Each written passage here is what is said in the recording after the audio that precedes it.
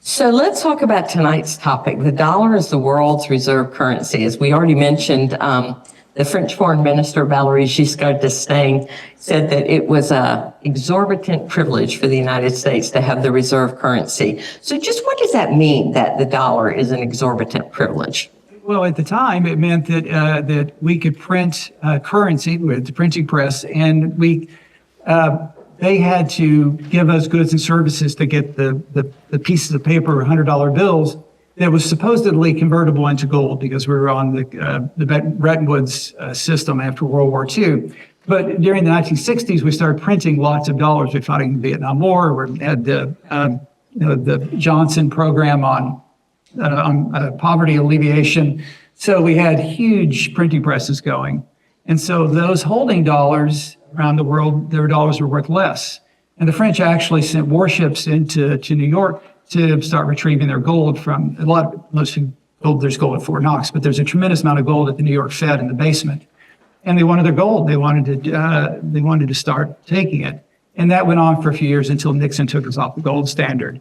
But the view was you can print this gold certificate essentially, and you can do it, but we have to buy it and we have to use it because it's the operating system for the global economy. One of the exorbitant privileges is you can print money and run up deficits and not have to worry about going bankrupt like every other country. Which we've done. And, there's that famous line from Hemingway's Sun Also Rises, how'd you go bankrupt? The protagonist asks. And it's gradually and suddenly. And we're running massive deficits, but we do it because the rest of the world is willingly buying our treasuries because they're a safe asset. Usually in crises like we've seen in the last 24 hours, the dollar rallies because people then go into safe assets, U.S.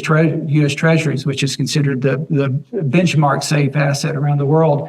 That was not the case in the last 24 hours. But yes, the dollar is the chief operating currency, store of value, form of payment around the world used for invoicing, for trade, for commodities. It makes the system run. Let's go to the most basic level about the dollar as the world's reserve currency. Like maybe describe, how does oil get traded?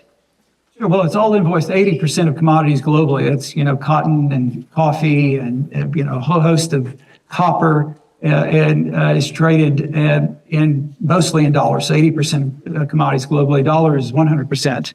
So that every barrel of oil that's purchased and sold around the world, you have to have dollars to buy it. And what has happened over the years, so those oil producers and gas producers, as they sell, they accumulate large amounts of dollars. So what do you do with all those dollars? Well, there was a time where we had this petrodollar recycling problem where the Saudis accumulated tremendous amount of money. And that actually led to the Latin American debt crisis because they lent it back to U.S. banks and then lent it to, for example, Latin American economies. So it gets recycled in a variety of ways. And now it gets recycled in real estate and other forms of financial assets. We also sell many of these countries armaments from our defense contractors. So the dollar is accumulated, and then the issue is how do you put it to work? And that's where they create sovereign wealth funds. So the Saudis and the Emiratis and the Qataris, they all have these massive investment portfolios and with hundreds of billions, the Norwegians, for example, as well. And they use those sovereign wealth funds to make strategic investments around the world. If I'm in Mexico and I want to buy oil from Saudi Arabia, let's just pretend that's what would happen. How would I get through the Saudi currency and the peso, reals and currency? What would happen? You'd have to sell pesos, buy dollars, and use dollars to buy oil from the Saudis. So you have to make that transaction. And that's where derivatives markets are important, right? You just ensure that you don't have large price swings. You would probably buy a forward contract at some point to hedge your bet. And, all energy companies do that. There's a friend of mine, Hunter Hunt, who runs a Hunt oil company in Texas. They have operations in Papua New Guinea. So to think about, as well as in Yemen, so think about how you've got to hedge the bets. You don't know what production is going to look like. You don't know the cost of production. You don't know what the price is going to look like. Oil and gas have moved, oil especially in the last 24 hours, have moved significantly. So you want to smooth that out so you can engage in a variety of different derivative contracts. And the beauty of the U.S. is our capital markets, the sophistication of our capital markets are unmatched.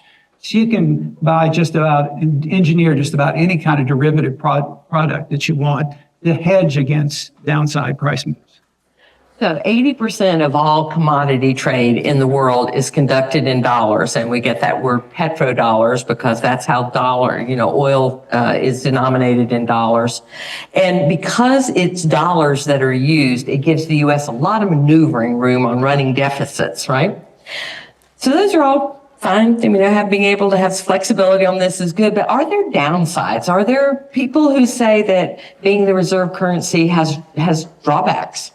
Sure. Well, one of the advantages is it allows corporates and individuals, U.S. corporates and individuals, to borrow around the world because it's a desired currency. So let's go back to your Mexico example. If you're a Mexican corporate and you want to borrow in global markets, if someone's going to buy a peso-based bond, you're taking a currency risk. So you issue in dollars. So the risk isn't taken by the purchaser because they've got dollars and they have confidence in it. Whereas in the U.S., we issue dollars. It's like going around the world, and English is the business language, right? And we benefit from that. So we are able over time to borrow more cheaply than other companies or other countries because of the demand and the use of the U.S. dollar.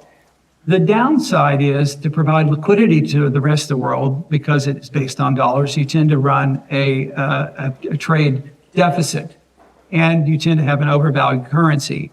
And that tends to negatively impact exporters, and it has shown that that's been tough on some exporters that are in the manufacturing sector that are competing globally with other currencies that are much cheaper. For example, the Chinese currency.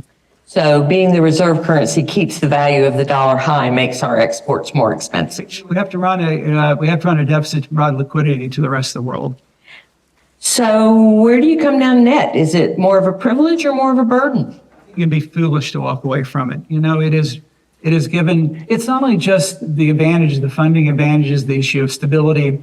In times of a crisis, rather than not the last 24 hours, during COVID, during the great financial crisis, during the popping of the tech bubble, during 9/11, the world flocks to your asset. You're the safe asset. So rather than trying to raise interest rates to attract capital's coming into your country, you benefit enormously from that.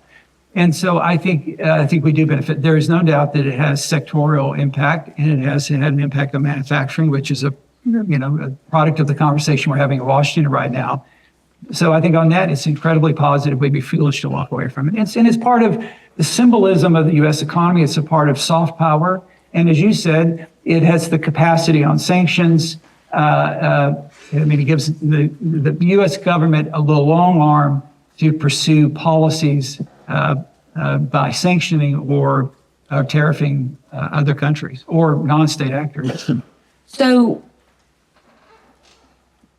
some people are concerned now that the dollar, we're talking about the future of the dollar as the world's reserve currency. And so there are people who worry that actions we have taken, and boy, we've had a busy day, so you'll have to, but actions that we've taken might weaken the dollar as a reserve currency. So what risks are we facing that are making people concerned? Why has this become a topic of concern?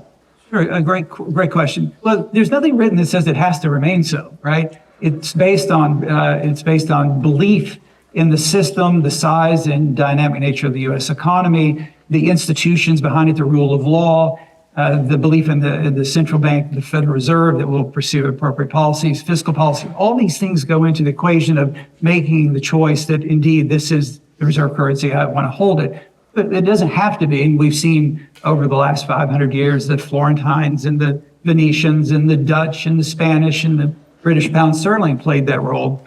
And for the U.S. to eclipse pound sterling, it took 2 world wars and a depression. And the U.S. after World War II had about 40% of global GDP. So even then, it took a lot to dislodge the pound sterling. So there's a network effect. It's embedded, but we can certainly erode that over time. And not only that, I think there is stated administration policy, although it's confusing, as to whether they actually want it to be a reserve currency. There's some view that they don't like what it's done to some manufacturing sectors, so sectorial impact.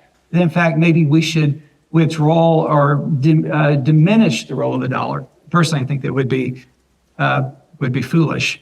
But there is a view that maybe we need to either revalue, reset, or rethink its role.